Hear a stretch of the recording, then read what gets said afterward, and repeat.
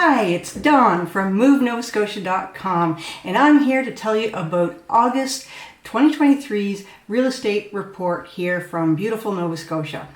Stick around to the end because I will talk on Bank of Canada's recent report out on Wednesday and tell you what that might mean for you. So let's have a look back for the month of August to see what was happening here in the real estate market in Nova Scotia.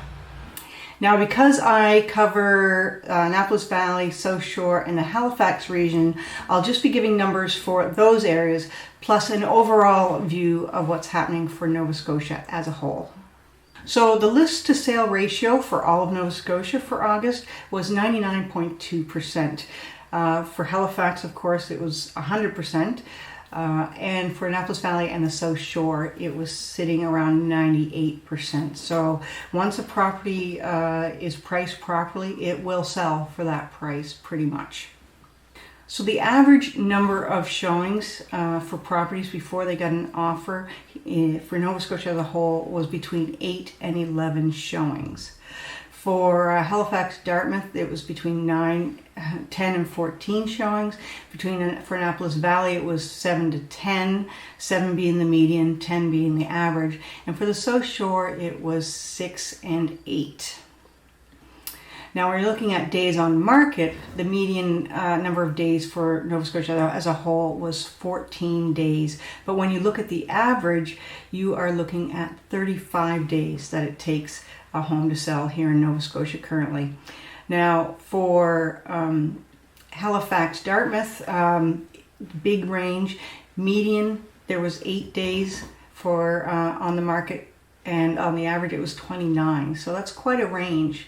Again, Annapolis Valley, 22 and 39. And then for the South Shore, we're looking at 20 and 48 days. So that's quite a discrepancy when you're trying to talk to your realtor about how long will it take to get my home sold. So if you're finding value in this content, please give me a like, a subscribe, or hit that notification button because it lets YouTube know that they should be sharing my content with other people. Now, the number of homes sold in the month of August was pretty much down all across the board, especially when compared to this time last year. And for Halifax and Nova Scotia as a whole, it was down as well. The only two spots that saw any increases were the month-over-month comparison for Annapolis Valley and the South Shore. And they were still only up 8 and 12% respectively. Now, this may be evidence that buyers are heading out to more rural properties to find price points that they may be able to afford. Now, this may be evidence that buyers are heading out to more rural properties to find price points that they may be able to afford. Now, what everyone wants to hear is what are homes selling for in Nova Scotia. For the median home sale price for Nova Scotia, we were looking at $390,000. Now, that is an increase over last year, which was around 11%.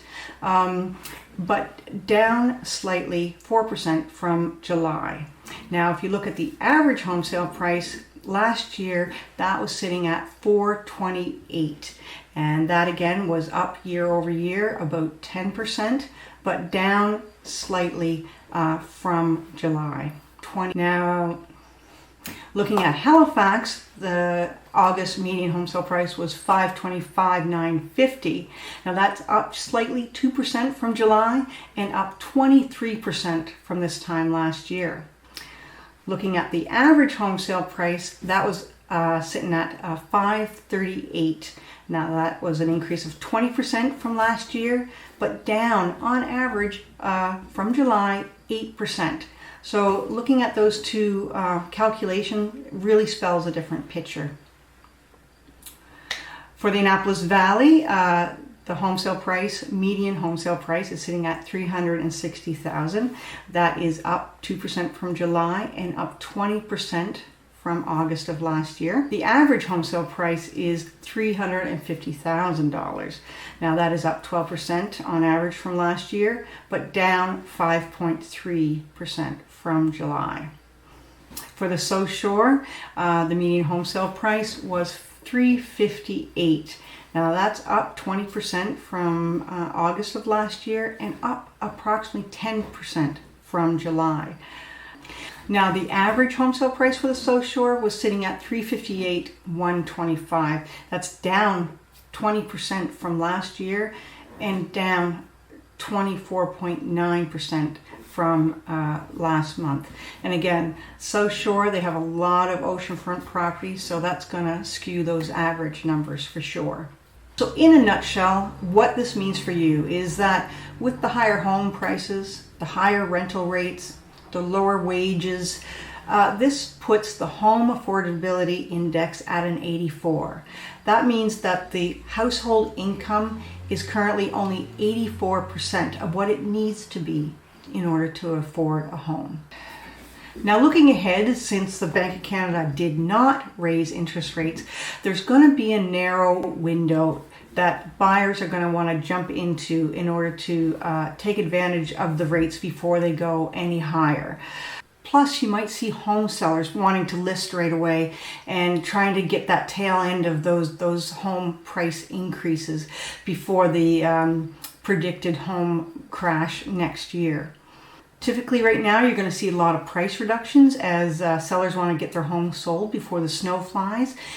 Inventory is going to remain low well into 2024 because we just don't have the manpower to make a significant impact on new construction and development. That's it for now. If you'd like to know what the real estate market is doing in your area and how these prices may be affecting your home's value, I'd be happy to help. I can pop by and give you some advice. So that's The Real Deal with Dawn. Thanks for watching.